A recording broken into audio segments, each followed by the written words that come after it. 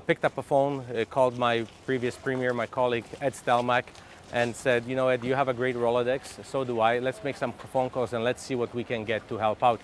Obviously, Ed Stelmach, being a proud Ukrainian, just got on it immediately. And we started calling municipalities, fire halls, medical distribution companies, and groups of that nature. And stuff just started to pour in, which was incredible. And then people got a word of it through social media, and everybody wanted to help out. After about 2 days, Ed and I sat down and said, our warehouse is filling up. How will we get this to Poland and to Ukraine? So I cold called the president of Polish Airlines LOT, L-O-T, and I told him who I am, and I said, I have a crazy question. Can I have an airplane, please? And I expected a laughter, but he says, what kind of an airplane do you need? And I said, well, I have this much stuff. And he says, well, you need our biggest aircraft, which is Boeing 787, the Dreamliner. They don't even fly to Edmonton, so they had to create a separate route, and a charter is flying into Edmonton on the 28th of March, overnighting and then flying with all this cargo to Warsaw on the 29th. But there was an ask. LOT says, you know, you're in Alberta. I hear that you have oil and gas. Can you at least refuel us on the way back? Well, my Shell card doesn't quite do it.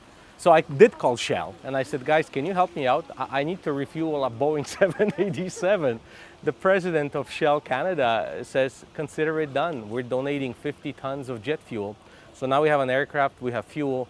Edmonton Airport's waived all landing fees. The land crew at the airport will load that airplane for free. So donations just started to pour in. We had no idea how much we're going to get, but we never anticipated anything like this. Today, the waiting line in front of the Polish Hall is 45 minutes. We had to call Edmonton Police to direct traffic.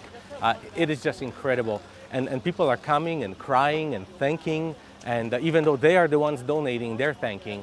The response is just unbelievable. We are way over 35 tons, but that's a good thing because we will be shipping on this airplane medical equipment, search and rescue equipment, firefighting equipment, things of that nature. But we already lined up sea-cans, containers, and stuff that is not essential immediately will be going by way of sea to Gdansk or Gdynia in Poland and delivered that way.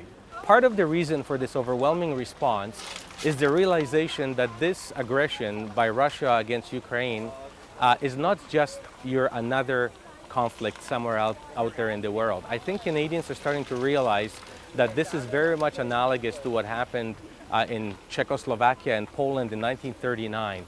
It's the same rhetoric, it's the same type of attack.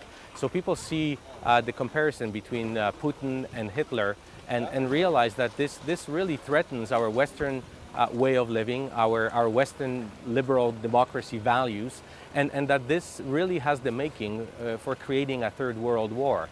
And everybody wants to pitch in any way they can. And a lot of people tell me, you know, I want to help the soldiers. There's some people saying I would like to actually even go there and fight, but I can't. So I want to give things for their children so when they're fighting, they can know that their children and their wives are well taken care of.